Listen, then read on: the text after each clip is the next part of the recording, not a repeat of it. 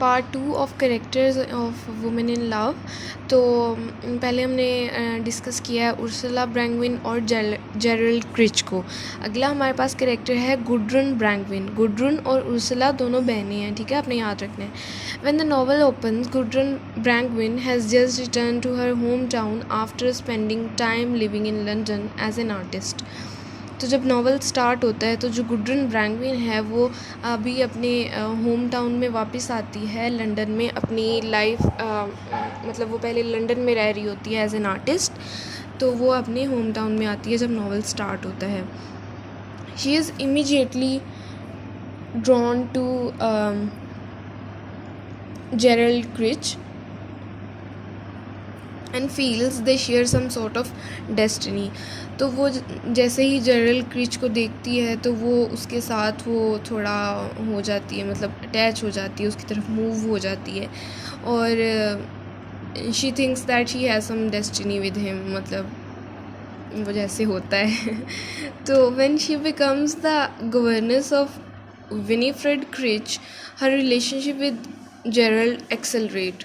तो विनीफ्रेड क्रिच के साथ जब वो उसकी गवर्नेस एज अ गवर्नेस काम शुरू करती है तो वो जेरल्ड के साथ ऑटोमेटिकली उसका ना रिलेशनशिप जो है वो एक्सेलरेट करना शुरू हो जाता है, मतलब वो आगे बढ़ना शुरू हो जाता है इस रिलेशनशिप में।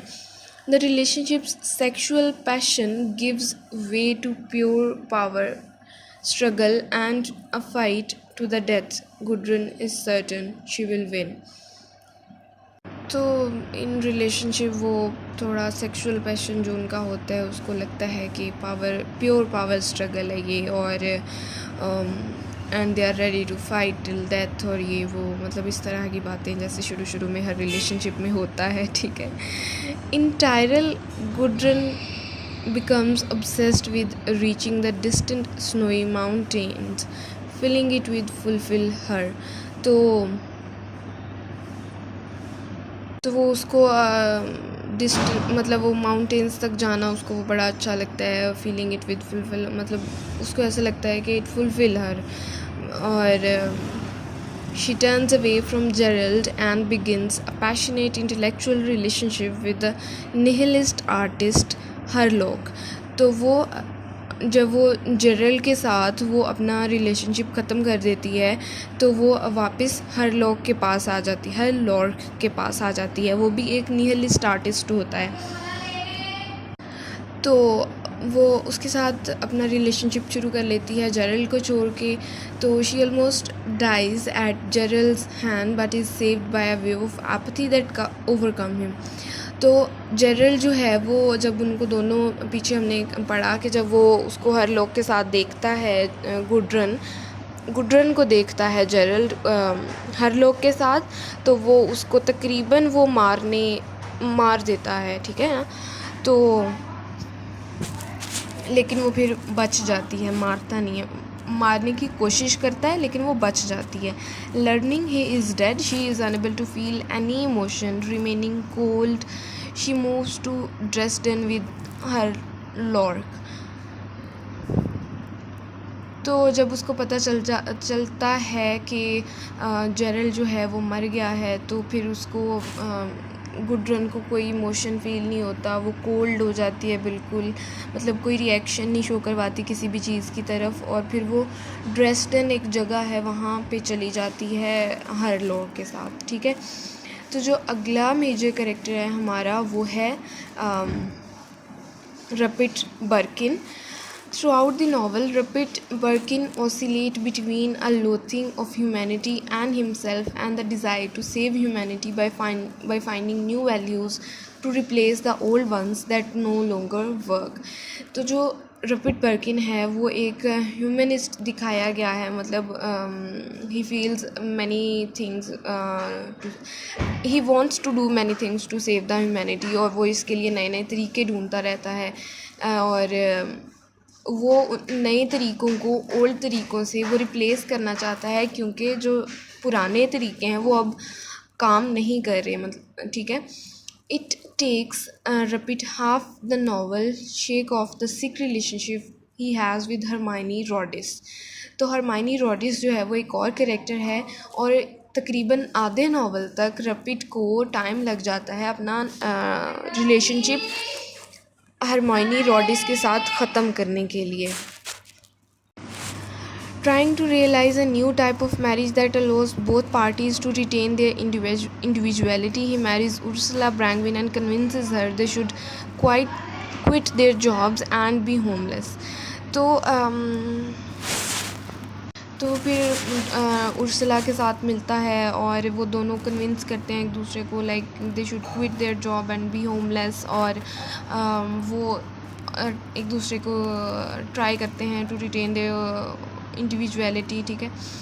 Rapid envision a complete life consisting not just of a perfect union with a woman but also a perfect union with a man. तो जो रपिड है he doesn't want just a perfect life with a woman but also with a man. ठीक है. याद रखना आपने जो rapid और जेरल्ड क्रिच हैं they both were the friends and they also share some homosexual desires with each other. ठीक है. तो ये औरत के साथ भी रिलेशनशिप रख रहा था और जेरल्ड के साथ भी. Rapid envision a complete life. अच्छा ये हो गया. His attempt to turn his relationship with Gerald Critch, for whom he has a suppressed love, into this kind of bond do not succeed. तो वो अपनी जो जेरल्ड के साथ उसकी फ्रेंडशिप होती है he wants to convert it into a love relation, लेकिन वो ये भी क्योंकि वो सप्रेस्ड लव होता है तो वो इसमें भी वो कामयाब नहीं होता. Rapid Birkin believes there is another kind of knowledge beyond the mind and the ego that can be reached through a relationship. तो Rapid Birkin जो है वो यकीन रखता है कि एक और नॉलेज की फॉर्म है is another kind of knowledge जो हमारे माइंड और ईगो से बहुत आगे है और उसको हम रिलेशनशिप्स के थ्रू हम उसको नहीं पा सकते. He also believes the white races are headed towards a process of destruction by ice and Gerald Critch is fated for such destruction. After Gerald's death, Rapid resolved to limit his intellectual struggle to seeking personal happiness rather than trying to fix the word problem. तो जब Gerald की death होती है तो वो rapid जो है वो अपने आप को पर्सनल हैप्पीनेस की तरह को ढूंढने में लग जाता है कि वो कैसे खुद को खुश रख सकता है और ये सब. लेकिन पहले वो ह्यूमैनिटी के लिए काम कर रहा होता है लेकिन फिर उसको रियलाइज़ होता है कि उसको खुद को खुश करना चाहिए, अपनी हैप्पीनेस का ख्याल रखना चाहिए. तो वो अपने आप को खुश रखने की कोशिश में लग जाता है rather than fixing the word problems. However, he still retains the belief he can attain a perfect union with a man to complement his marriage to Ursula despite this failing with Gerald.